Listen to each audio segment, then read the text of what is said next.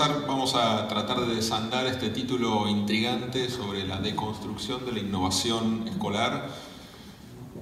La palabra innovación empieza a ser un poco un imán de estos tiempos y un imán que a veces se convierte en un vale todo y empieza a convertirse también los conceptos que se repiten y se sobreutilizan. Para los que vivimos en la Argentina podemos asociarlos con la inflación, ¿no? La inflación hace perder valor a lo que infla, ¿no? Y la innovación puede ser que esté cobrando un sentido excesivamente presente y quizás por eso mismo está devaluando su significado, y entonces tenemos que darle vida al significado o repensarlo juntos. Por eso la idea de construcción, y para eso vamos a comenzar con uno de los tantos latiguillos de moda, un poco de este momento de debate sobre la innovación educativa, que dice así: y siguiendo las indicaciones del diablo se creó la escuela. El niño ama la naturaleza, se lo hacinó en salas cerradas. El niño ama ver que su actividad sirve para algo. Se logró que no tuviera ningún objetivo. Le encanta moverse, se le obligó a permanecer inmóvil. Es feliz manipulando objetos, se lo puso solo en contacto con las ideas. Le encanta hablar, se lo obligó a mantener silencio. Querría razonar, se le hizo memorizar. Querría investigar la ciencia, se le sirvió todo hecho. Querría entusiasmarse, se inventaron las sanciones. Bueno, este discurso muy de actualidad tiene apenas un siglo, va a cumplir un siglo ahora, ¿no? Es el discurso de la Escuela Nueva de Adolphe Arrière, Ginebra, y el movimiento de la Escuela Nueva que, como ven, la innovación no es nueva. La innovación es tan vieja como la escuela misma. Ha habido debates sobre qué significa la escuela como modelo y ha habido alternativas desde hace mucho tiempo. Por lo tanto, no es una novedad, sino que quizás lo que está cambiando es la dimensión y dónde se está discutiendo el cambio escolar, ¿no? Y uno podría pensar, si tratamos de dar sentido al concepto de innovación, tratar de ponerlo en situación histórica, que si la escuela fuese así, fíjense que elegí todas imágenes en blanco y negro para tratar de arrastrar la historia a la innovación. En una pueden ver un aula Montessori, en la otra la escuela de Makarenko en Rusia, y arriba mi favorita, que es la escuela Freinet en Francia, la escuela de la imprenta. Ahí abajo otra de mis favoritas, la escuela Serena de Olga y Leticia Cossettini. Son todas imágenes en blanco y negro que uno podría decir, si la escuela fuese así, fíjense, uno no puede encontrar un aula tradicional, uno encuentra sujetos en actividades, en situaciones, en propuestas de indagación. Si fuese así, no tendríamos que hablar de innovación, deberíamos hablar de conservación. ¿Cómo haríamos para conservar estas situaciones de aprendizaje activo?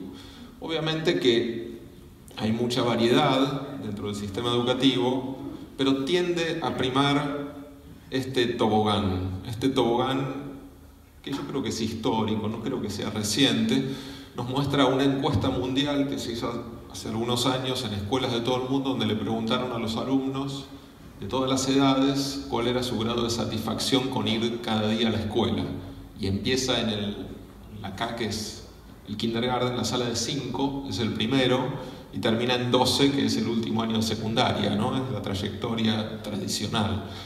Y fíjense que al principio los niños y niñas de jardín están muy contentos con ir a la escuela, y ustedes lo verán todos los días, no quieren faltar, ni se les ocurre que faltar es una buena propuesta para su día, quieren estar ahí, y después empieza la pesadilla, ¿no? Empieza el primer grado y empieza el descenso de ese sentimiento de disfrute o de placer o de participación en las propuestas educativas. Y el tobogán parece terminar de caer allá por el 9º, 10º año. Quizás de alguna manera empiezan a ver la luz al final del camino y ya los últimos años los pueden aguantar mejor, ¿no? Bueno, obviamente es un promedio de situaciones escolarizantes en todo el mundo y uno podría pensar que es muy variado según sujetos, según escuelas, según contextos. Pero nos muestra, creo yo, el resultado de la gramática escolar, ¿no? La gramática en la cual estamos inscriptos y que, en cierto sentido, estamos en discusión. Así que quiero plantear muy brevemente una mirada histórica, porque tenemos poco tiempo y es solamente un disparador para poder pensar qué está pasando hoy y hacia dónde va lo que está pasando hoy con esa gramática escolar. Podemos entender como causa de ese tobogán, como experiencia de aprendizaje que se va decayendo. Uno podría pensar, bueno, la escuela lo que hace es, en cierto sentido, como una ecuación, ¿no? Produce aprendizaje al costo de hacer sufrir el aprendizaje, ¿no? Entonces, uno podría pensar, si uno empieza con ganas de ir a la escuela, cada vez tiene menos, bueno, lo que está pasando ahí es como que el aprendizaje devalúa el aprendizaje. Es como un modelo paradójico, ¿no? Aprendo y mientras aprendo es como que quiero aprender menos, ¿no? Ese vendría a ser como el efecto de ese túnel en el cual nos inscriben obligatoriamente a todos los niños y niñas. Y es parte de una gramática histórica. Uno tiene que entender que la escuela, una institución nacida del siglo XVII, en medio de las guerras religiosas, la escuela nace principalmente para adoctrinar religiosamente. Las guerras entre católicos y protestantes, ahí aparece Comenio, dentro del movimiento protestante, que diagrama el modelo de escuela con un currículum, con un aula graduada, con un docente a cargo de un grupo de alumnos, los jesuitas que van a responder con escuelas secundarias que son internados y que tienen ciertos componentes que desde ese momento parecen ser de alguna manera inevitables y se convierten en invisibles. Nos naturalizamos, ¿no? La idea central de un currículum común, hay una serie de saberes que hay que enseñar, que son obligatorios, que son iguales para todos. La idea de un aula como un espacio donde hay un grupo que está a cargo de un docente, como si fuese un pastor, y que tiene que guiarlos hacia el aprendizaje. Ese docente puede observarlos durante mucho tiempo y puede saber si adquieren o no saberes. Para eso utiliza ejercicios, actividades, rutinas que se van acumulando y que se despliegan en algún tipo de examen o de modalidad de evaluación final que acredita el conocimiento y de alguna manera lo distribuye, lo certifica y comprueba un cierto estado de pasaje de un momento a otro, que generalmente es el grado, el año y finalmente el ciclo o nivel, ¿no? Este modelo es extraordinariamente replicable. Está en todos los países del mundo. No hay país que no lo tenga. Países de diversos continentes, países capitalistas, comunistas, con religión de Estado, laicos, monárquicos, republicanos, todos los países. Es decir, es una tecnología tan poderosa que ha traspasado las fronteras del tiempo y el espacio, ¿no? Y está centrado en la idea de que su objetivo es la reproducción cultural, ¿no? Estos modelos de sistemas educativos han logrado reproducir la cultura a gran escala de una generación a la otra. Y en algunos casos trasladan la cultura de una civilización más moderna, basada en la democracia, en la ciudadanía, y en otros casos trasladan la religión o una cultura más nacionalista. Puede funcionar para distintos fines, pero la tecnología que opera es muy similar, ¿no? Y está basado en un modelo de pedagogía homogénea, de organización del aprendizaje, donde relativamente todos hacen más o menos lo mismo al mismo tiempo, y en un sistema de obligación basado en el temor. Yo tengo que tener algún tipo de pulsión a hacer lo que me dicen, a cumplir la obligación, y tengo que saber que si no lo hago, algo malo me va a pasar, ¿no? John Dewey, el gran pedagogo norteamericano, decía: los humanos no fuimos diseñados para aprender sin interés. No podemos aprender sin interés. Sin embargo, en el modelo escolar clásico ha primado una forma de generar interés, que es el interés de que no me pase algo malo. Yo tengo mucho interés en que no me pongan una mala nota, no me repriman, no quedar fuera de mi grupo de pares, no ser humillado, no ser castigado en mi casa. Tengo mucho interés en que no me pasen esas cosas y por eso hago lo que me dicen, estudio, aprendo. Entonces, este modelo de generación de interés a la fuerza ha sido extremadamente exitoso. Por eso ha sido replicado en todo el mundo. Y cuesta mucho salir de ese modelo que forma una gramática, ¿no? Se encadenan todas estas piezas en una gramática. Una gramática es una serie de reglas que permiten actuar. Yo me puedo mover dentro de las reglas, como las reglas del lenguaje, ¿no? Es una metáfora de las reglas del lenguaje. Ahora, estamos en un tiempo que se ha puesto a discutir la gramática escolar, ¿no? Y ese tiempo también es paradójico y peligroso, ¿no? Yo lo simbolizo en estas dos fotos, si las alcanzan a ver, que representan una narrativa, la narrativa del cambio total. Es una narrativa que ilustra el estado de las escuelas como un estado absolutamente pasivo, en el cual los alumnos estarían algo así como dormidos, no aprendiendo nada, no haciendo nada, fuera del tiempo, ¿no? Esta idea de que en las escuelas quedaron olvidadas en el tiempo, ¿no? No sé si han escuchado esta famosa leyenda de que si un docente se quedase dormido en el siglo XIX y lo despertasen hoy en una cápsula del tiempo, podría dar clases más o menos de la misma manera, y cualquier otra profesión que le pasase lo mismo no sabría qué hacer por los cambios tecnológicos y culturales, ¿no? Entonces es como que la idea es la escuela se quedó en el tiempo, está fuera de su tiempo, ya no pertenece al tiempo presente. Y del otro lado una narrativa de cambios generalmente por vía tecnológica que va a reemplazar por una serie de nuevos conductores del aprendizaje que van a hacerlo todo fascinante, creativo y que tecnológicamente van a reemplazar a la escuela.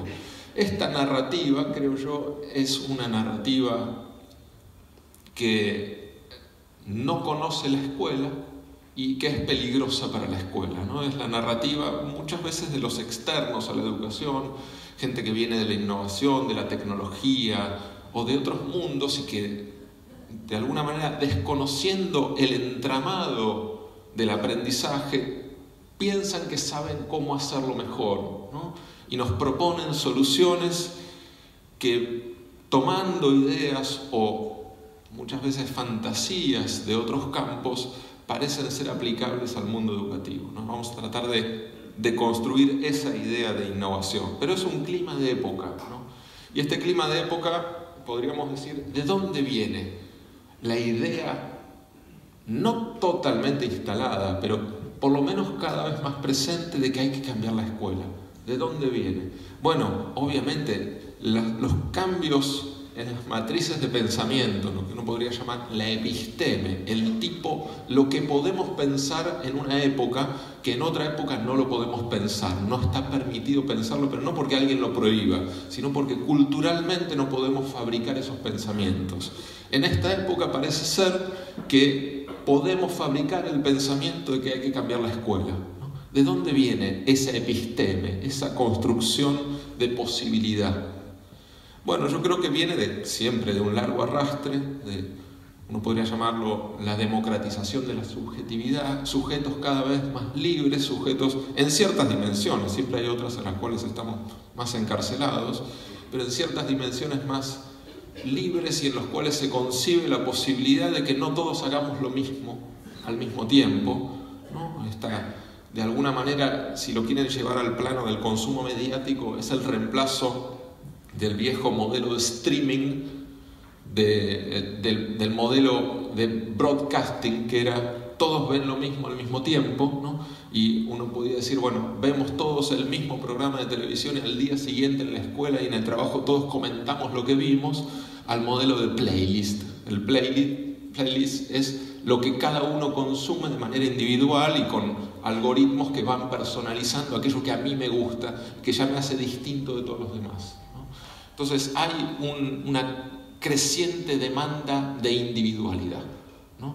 De elección, de posibilidad de ser distinto, original, único en cierto sentido. Y entonces la escuela empieza a chocar con esa barrera de nuevas formas, nuevos patrones culturales. Y bueno, es un nuevo clima también muy centrado en la aceleración del presente, ¿no? Todo lo que uno puede pensar que fabricaba la escuela estaba muy anclado en la idea de consolidación temporal. Piensen ustedes, uno prepara en la escuela para un mundo que va a venir después, ¿no?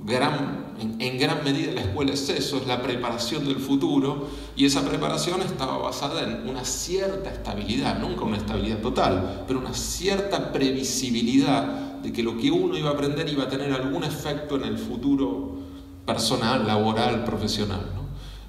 En un tiempo de cambio más acelerado e incertidumbre, se pierde esa conexión y empieza a crecer una sensación de vacío, de pregunta, ¿no? Y de cuestionamiento también a la escuela, ¿no? Obviamente en eso también estamos atravesados por la tecnología y por esta discusión del trabajo del futuro y del cambio del mundo del trabajo, la automatización del trabajo, y esto nos llena de preguntas y nos vacía de sentidos porque no sabemos bien cómo responder esas preguntas, ¿no? ¿Realmente sirve esto que estamos aprendiendo acá para el futuro? ¿Cómo lo voy a usar? ¿De qué manera va a tener efecto, ¿no? Con lo cual son algunas de las fuentes de una discusión que ya no está en el margen, como estaban esas imágenes en blanco y negro que siempre estuvieron, de escuelas alternativas, de modelos que intentan cambiar la gramática escolar, sino que empieza a aparecer en el centro, ¿no? Y algunas de esas expresiones las voy a contar. Yo prometí en el título un viaje, va a ser un viaje aunque sea corto, pero por lo menos para mirar algunas de esas expresiones, ya sea para tomar un poco el sabor, ya sea para que ustedes después curioseen un poco más en las experiencias que voy a contar, ya sea para entender también ciertas posibles dinámicas y también alertas, ¿no? No todo suena tan lindo. Entonces vamos a hacer un pequeño viaje a las escuelas innovadoras en este tiempo en el cual se empieza a pensar en cambiar la gramática escolar, ¿no? Y la primera experiencia que quiero contar viene ya de un contexto que empieza a ser un poco la moda de la innovación, que es el contexto de Barcelona, ¿no? Se empieza a hablar, ustedes quizás han escuchado de la primavera pedagógica de Barcelona, ¿no? Y ahí hay un póster de uno de los simposios que organiza Barcelona desde hace algunos años con sus experiencias de innovación. Y quizás la más interesante de ellas es el proyecto Horizonte 2020, que es un proyecto de escuelas que quizás porque son escuelas jesuitas, escuelas que en cierto sentido en su historia llevaban el gen de la institución escolar, fueron los jesuitas los que en gran medida inventaron la escuela tal como la conocemos, ¿no? Inventaron en gran medida el currículum, el modelo de enseñanza graduada, los exámenes, las notas, quizás porque ellos fueron, entre comillas, los autores del modelo, son ellos los únicos capaces de desarmarlo, ¿no? ¿Y cómo lo desarmaron? Lo desarmaron literalmente, ¿no? Tiraron abajo las paredes de las aulas. No es una frase metafórica, sino real, ¿no? Desarmaron las aulas y crearon un nuevo modelo, porque lo interesante también es que en este caso, y yo creo que en todos los casos de innovación real, hay un reemplazo de una rutina por otra rutina, ¿no? La innovación tiene que consolidarse en práctica, tiene que poder replicarse, ¿no? Tiene que poder hacerse todos los días. Y en el caso de Horizonte 2020, esta red de escuelas jesuitas lo que hicieron fue crear un aula nueva, un aula que es como si fuese una doble aula, porque tiraron las paredes y crearon un espacio más grande, juntaron grupos, en general lo que tienen son grupos de 60 alumnos y 2 o 3 profesores. Y esos 2 o 3 profesores son de distintas materias o de áreas de aprendizaje y trabajan por proyectos, con lo cual es un modelo en el cual cambió la composición del grupo, cambió la organización de la enseñanza y cambió también la tematización curricular, la organización curricular y por lo tanto la práctica pedagógica, ¿no? y están tratando de llevarlo a otras escuelas. Hay una red muy fuerte de formación continua. Ahí pueden ver en la página también algunos de los materiales. Por suerte lo han hecho todo público, con lo cual todos los materiales de proyectos, lo que ellos llaman los cuadernos de prácticas, están todos ahí. Entonces este es un modelo claramente centrado en el trabajo por proyectos y en interdisciplinario. Bueno, creo que Ruth vas a hablar después de eso, así que lo dejo un poco en tus manos también. Hay otra experiencia, por si quieren curiosear, que es el Colegio Montserrat, del cual también se ha hablado mucho, y que es un colegio individual también en Barcelona, muy innovador, y que lleva ya muchos años haciendo un proyecto, un proceso, más que un proyecto, un proceso de innovación, y que también está formando en ese modelo de innovación a muchas escuelas y directivos en todo el mundo. Así que se los dejo ahí para curiosear. Y voy a pasar a otro, vamos a ver dos más, porque también vamos dejando como píldoras para que ustedes después rastreen. El siguiente es un modelo que a mí me parece interesante porque nos plantea otra mirada del cambio, que es la mirada de la traducción curricular. Esta es una escuela en Nueva York, Estados Unidos, que se llama Quest to Learn. La traducción sería el desafío de aprender. Y que lo que ha hecho es tomar todo el currículum y lo ha transformado en juegos, lo ha traducido en juegos que son videojuegos, pero también muchos juegos físicos, presenciales, colaborativos, y entonces todo lo que entendíamos por currículum desaparece, se desagrega, es filtrado por un equipo que va armando toda una serie de desafíos que integran los conocimientos. La idea detrás de esta escuela es que uno puede jugar todo el año y que si alguien va y les toma un examen, como efectivamente pasa en Estados Unidos, uno va a saber responder ese examen porque inconscientemente, o en parte consciente, en parte inconsciente, pero más inconscientemente que en el modelo tradicional, uno aprendió todos los contenidos. Entonces, jugando un videojuego de exploraciones, aprendemos geografía. Y cuando nos preguntan sobre las capitales del mundo, podemos contestar porque jugamos haciendo aventuras en las capitales del mundo. Nunca fuimos conscientes de que estábamos memorizando las capitales del mundo, pero si alguien nos las pregunta, las conocemos. ¿Se entiende? La lógica es un aprendizaje inconsciente. Imaginen si esto fuese posible a escala completa del currículum, ¿no? El sueño del pibe, ¿no? El sueño del pibe. Bueno, hay toda una discusión y esa discusión la vamos a dar, ahora la vamos a plantear y la vamos a seguir en la segunda parte de la conferencia, porque yo creo que ahí hay un dilema más conceptual y teórico sobre cómo aprenden los sujetos, ¿no? Pero creo que nos muestra un poco una exploración, hacia dónde está yendo. Este es un modelo que representa toda una tendencia, la tendencia hacia lo que uno podría llamar la gamificación de la educación, el edutainment, ¿no? Mezclar entretenimiento y educación, bueno, y que arrastra todas las teorías pedagógicas centradas en el juego, en lo lúdico, en la experiencia vivencial e inmersiva de los alumnos, ¿no? Voy a pasar esta y voy a ir a la última, que es una más cercana, que es la experiencia de las escuelas Innova en Perú.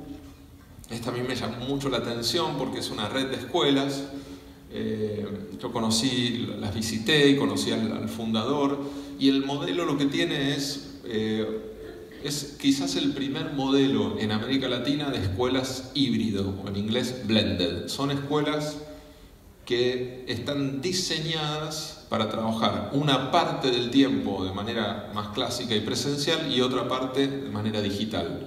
No en la casa, sino en la escuela, ¿no? Entonces la escuela, primero, es una escuela diseñada de cero, es un edificio construido por los creadores del proyecto, son escuelas privadas, de bajo costo para alumnos que no tienen tantos recursos, con lo cual son escuelas privadas pero baratas. En Perú hay una nueva clase media, entonces había todo una nueva audiencia posible, se crearon varias, son muy exitosas.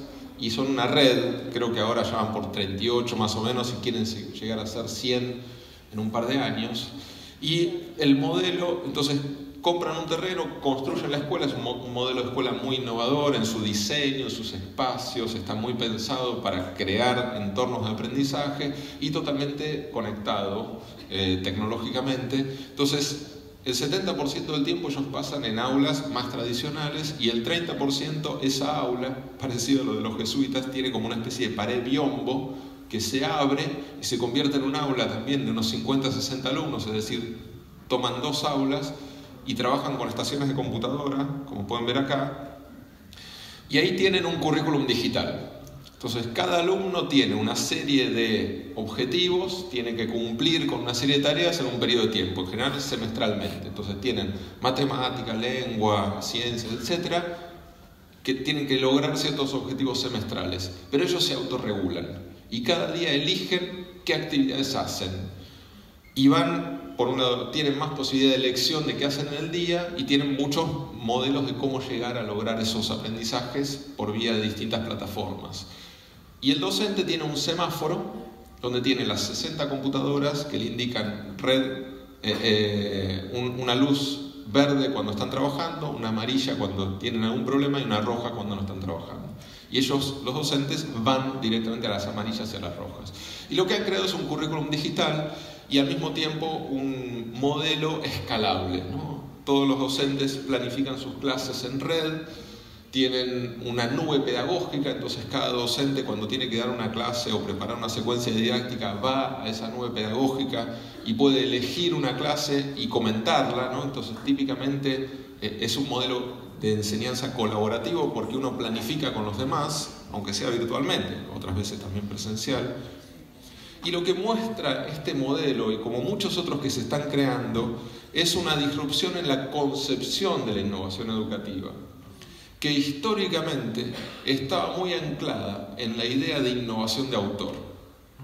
La innovación de autor es aquella que está muy centrada en un personaje carismático, en un personaje con una gran semblanza educativa, que tiene la capacidad en su fortaleza de liderazgo, en su concepción, en su personalidad o en la combinación de estos factores de movilizar el cambio escolar, ¿no? Las hermanas Cossettini, uno podría pensar, son personajes carismáticos de liderazgo de autor, ¿no? Ahora, ese modelo de innovación que estuvo siempre presente, y podríamos encontrar un montón de casos, desde Summerhill a Tolstoy a Freinet a tantos otros, tenía en sus semillas su propia limitación, que era la imposibilidad de replicar al autor, ¿no? Entonces, ¿cuántas Cossettinis podemos crear? ¿Cómo se crea una Cossettini, ¿no? Entonces ahí estaba limitado ese modelo. Estos modelos, sobre todo este que estoy contando ahora, son exactamente lo contrario. Tienen más efecto cuanto más actores se suman. La nube pedagógica no tiene ningún impacto si es una escuela con 10 docentes. Tiene impacto cuando son 30 escuelas con 500 docentes que cuando van a preparar su clase pueden ver otras clases, pueden comentarlas, pueden editarlas y ahí empieza a cobrar sentido, ¿no? Entonces hay como una nueva concepción donde la innovación es posible en escala, a diferencia de la innovación de autor. Bueno, y pueden explorar muchos de estos modelos en distintos documentos, acá les dejo, y además, si quieren después pueden curiosar la presentación que les va a quedar también, el equipo se las podrá pasar, distintos documentos que nos muestran algunas de estas exploraciones, estas discusiones sobre el cambio escolar profundo, hacia dónde va, el tipo de modelos de cambio, ¿no? Ahora, yo lo que quiero hacer es, planteado como un universo de discusión, como una especie de momento, ¿no? Como un nuevo imaginario que quizás todavía está en los márgenes, pero que empieza a aparecer cada vez más en los centros de discusión educativa, en los centros de diseño de los sistemas educativos. Y que nos interroga a todos los que hacemos educación y a todos los que hacen escuela como ustedes. Es también dejar una contracara, que es la advertencia de cómo pensar la innovación. Y acá hay una frase que a mí me gusta mucho, que usaba Lleva Larda en su clásico libro de la transposición didáctica, que decía: el problema de la magia de las palabras, ¿no? Que parece ser que si uno dice las cosas puede hacerlas, ¿no? Como si las palabras fuesen siempre performativas y que entonces cuando yo digo cambio escolar, parece ser que puedo hacer el cambio escolar, ¿no? En realidad, las palabras son muchas veces ideas que tienen una extraña relación con las prácticas y con las realidades. A veces pueden incluso engañarnos, o pueden hacernos soñar, o pueden crearnos utopías, o pueden fabricarnos quizás más problemas, ¿no? Pueden crearnos nuevos problemas, ¿no? Y entonces quiero hacer 3 advertencias acerca de los modelos de cambio escolar, y eso abre preguntas, ¿no? La primera advertencia es histórica, que tiene que ver con, bueno, ¿se puede cambiar la gramática escolar? ¿Se puede? Es como una pregunta que nos obliga a pensar la metáfora, porque gramática es una metáfora. La escuela no tiene una gramática como el lenguaje, es una metáfora que usamos. La gramática vendría a ser como una serie de reglas que nos permiten colectivamente hacer uso de una tecnología como el lenguaje, ¿no? Pero uno podría pensar que dentro de esa metáfora, si la seguimos al pie de la letra, uno podría pensar, ¿alguien puede inventar un lenguaje nuevo? Bueno, algunos lo han intentado, pero es muy difícil porque requiere toda una construcción social, colaborativa, que hace que ese lenguaje se reproduzca, se expanda y cobre vida propia. Por eso el lenguaje no es de nadie y nadie puede sentirse autor del lenguaje. Entonces, ¿podríamos, siguiendo la metáfora de la gramática, crear una gramática nueva? ¿O querríamos usar la gramática existente y explorar lo que puede decir que todavía no ha dicho? Siguiendo la metáfora del lenguaje, ¿podríamos usar las reglas de la escuela para hacerle decir a la escuela cosas nuevas que no ha dicho? ¿O deberíamos repensar la gramática escolar? ¿Qué es lo que hay que cambiar y qué no? ¿Y qué podemos cambiar y qué no? Y eso nos lleva a una segunda advertencia, que es la advertencia realista, la advertencia de bajo qué condiciones es posible pensar el cambio escolar, bajo qué condiciones políticas, institucionales y contextuales. Obviamente en un momento tan difícil como el que vive la Argentina en estos años, y las dificultades de financiamiento, los límites del salario docente, de la infraestructura de cada escuela, muchas veces también límites y condicionantes que cada uno verá cómo funcionan y cómo operan de las normativas, ¿no? La normativa a veces nos pone una serie de limitaciones en lo curricular, en lo organizacional, que nos hacen muy lejana cualquier idea de cambio, y también en las políticas, porque son las políticas las que pueden habilitar movimientos más profundos de cambio. Entonces, pensar en qué contexto y quiénes son, en cierto sentido, más responsables de pensar ese cambio escolar. Y la tercera es la advertencia cognitiva, si le podemos poner un nombre más vinculado con las teorías del aprendizaje, ¿no? Y acá hay un libro que me parece que nos puede servir para hacer esta advertencia, que está en inglés, es un libro de Daniel Winningham, que se llama Why Don't Students Like School?, que es algo así como ¿por qué a los alumnos no les gusta la escuela? Y uno podría pensar, bajo este título, ustedes estarán imaginando, bueno, el típico libro que dice que la escuela es una basura y que la escuela, ¿cómo puede ser que no les guste a los niños?, ¿no? Siguiendo la metáfora esa del tobogán que yo les presentaba al principio, vendría a ser como un libro que nos trata de liberar de las cadenas de la escuela, ¿no? Uno podría pensar la narrativa. Bueno, el título en realidad lo que está haciendo es un anzuelo, porque nos trae esa posible idea de alternativa escolar, y en realidad nos da otra respuesta, que es la respuesta de un psicólogo cognitivo muy conocido y es un referente internacional, que nos dice, bueno, para entender por qué no les gusta la escuela, tenemos que entender mejor qué les propone la escuela. Y lo que dice él es, el problema es que la escuela propone algo que al cerebro humano no le gusta hacer, que es pensar, esforzarse por pensar, ¿no? Y esto no está en el diseño genético de la humanidad. Nosotros tenemos mucho antes que la construcción del pensamiento como fuente de conocimiento duradero, profundo, tenemos la necesidad de estímulos de placer inmediato.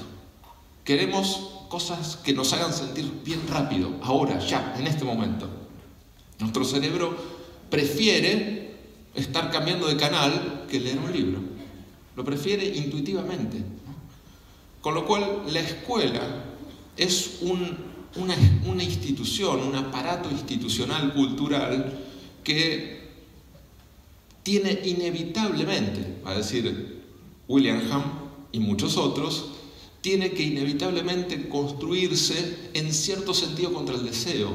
Por un lado va a arrastrar deseos, y ya vamos a hablar de eso en la segunda mitad, pero tiene un factor inevitable de construcción, en cierto sentido, contra el placer inmediato, ¿no? Tiene que construir la duración, la disciplina, el esfuerzo, el lograr algo que no voy a ver ahora en lo inmediato. Por lo tanto, en esta idea, lo que quiero dejar es la recuperación de que el cambio escolar no sea visto como un paraíso perdido en el cual todos pueden aprender placenteramente todo el tiempo.